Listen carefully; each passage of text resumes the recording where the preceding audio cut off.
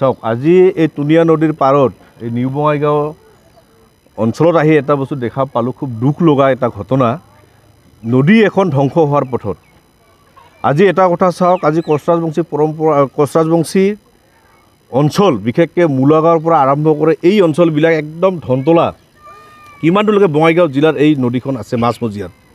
সেই অঞ্চলত এই পৰিত্যক্ত অৱস্থাত যি দেখা পাইছোঁ, খুব দুখ লাগিছে। এনেকুৱা এটা নদী থাকে নেকি? আমি চাওক, আজি ধনতলাৰ পৰা আৰম্ভ কৰি গোটেইকেইটা কোচৰাজবংশী যিসকলৰ মানে শ্মশান যিবিলাক আছে, সেই শ্মশানবিলাকত আমি মানে যেতিয়া মানে মৃত্যু ব্যক্তিজনক তাতে আমি দাহন কৰাৰ পিছত কিন্তু আমাৰ এটা পৰম্পৰা থাকে, তাতে সেই নদীত গা ধুই আমি ঘৰলৈ উভতি যাওঁ। আজি যিটো অৱস্থা হৈছে এই অঞ্চলত চাওক, তাতে নদীৰ পাৰত দখলটো কৰিছে তাৰ ওপৰত লেট্ৰিন বনাই, লেট্ৰিনত মানে ডাইৰেক্ট মানে কোনো টেংকি নাই, ডাইৰেক্ট মানে নদীত পেলাই থৈ গৈছে। আজি আমি সেই অঞ্চলৰ মানুহখিনি আমি ইমান মানে নদী এটাক আমি ভক্তি কৰোঁ, ভক্তি কৰি চলা আমাৰ এই পৰম্পৰাবিলাক নোহোৱা কৰা এটা যি দিশত এটা ষড়যন্ত্ৰ মানে যিটো মানে দখল কৰা যি চৰ্ত আৰম্ভ কৰিছে, এইটো খুব দুখ লগা আৰু ভয়ানক। তাৰ কাৰণে জিলা প্ৰশাসনক, অসম চৰকাৰক আহ্বান কৰিছোঁ, এই নদীটো পুনৰ বচোৱাৰ ক্ষেত্ৰত আগভাগ ল'ব লাগে। আৰু আমি সদৌ কোচৰাজবংশী ছাত্ৰ সন্থাৰ লগতে বঙাইগাঁও জিলাৰ সচেতন মঞ্চ যিবিলাক দল সংগঠন, প্ৰত্যেকটো দল সংগঠন ওলাই আহিব। যদি প্ৰশাসনে যদি ইয়াত যদি কোনো ভাল ষ্টেপ যদি নলয়, আজি অবৈধভাৱে যিসকল দখল কৰিছে সেই দখলবিলাক যদি চিনাক্তকৰণ কৰি উচ্ছেদ নকৰে, তেতিয়াহ'লে কিন্তু প্ৰত্যেকটো সমাজে কিন্তু এই নদীৰ কাৰণে যি আন্দোলন কৰিব লগা হয় সেই আন্দোলন আমি কৰি যাম।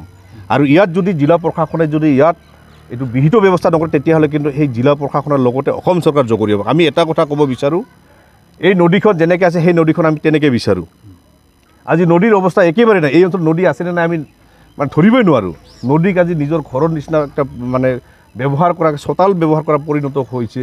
ইয়াত বহুতো মানে বেয়া বেয়া বস্তু পেলাই দিয়াৰ ক্ষেত্ৰত এই যেনেকৈ এটা অৱস্থা, দুখ লাগি যায়, চকুৰ পানী ওলাব বিচাৰে। কাৰণ এই নদীত যেতিয়া আমি একদম ধনতলা, বিদ্যাপুৰ, ইফালে মূলাগাঁও, বৰচনগাঁও এই অঞ্চলৰ মানুহখিনি কিন্তু এই নদীত বহুতো শ্ৰদ্ধা ভক্তি কৰে। তাতে আমাৰ যেতিয়া অষ্টমী হয়, অষ্টমী মেলাত আমি তাতে অষ্টমী পূজা কৰি সেই নদীত আমি গা ধুওঁ, সকলোৱে গা ধুৱে।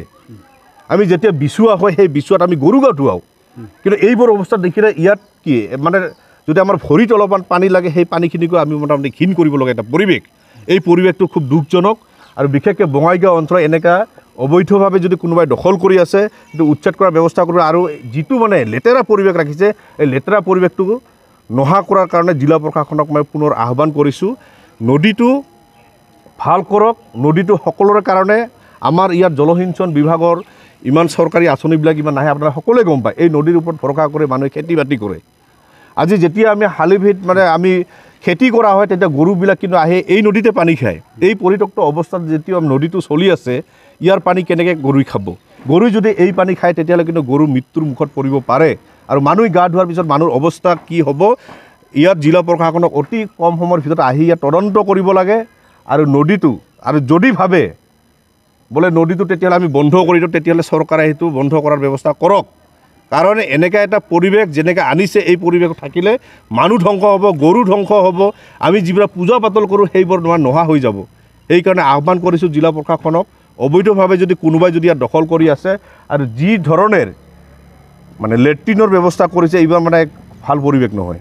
সেইকাৰণে জিলা প্ৰশাসনক আহ্বান কৰিছোঁ। আৰু কোনোবাই ইয়াত মানে দেখিবলৈ পাইছোঁ, নদীৰ পাৰত কোনোবাই চৰকাৰী ঘৰ পৰ্যন্ত পোৱা আমি দেখা পাইছোঁ। সেইবোৰ হয় নহয়, তদন্ত কৰিব লাগে। আৰু কাৰ নেতৃত্বত কোনে ইয়াত নেতৃত্ব চলাই এনেকুৱা কাম কৰি আছে, তাক বিহিত ব্যৱস্থা কৰাৰ কাৰণে সদৌ কোচৰাজবংশী ছাত্ৰ সন্থাৰ পৰা আহ্বান কৰিছোঁ।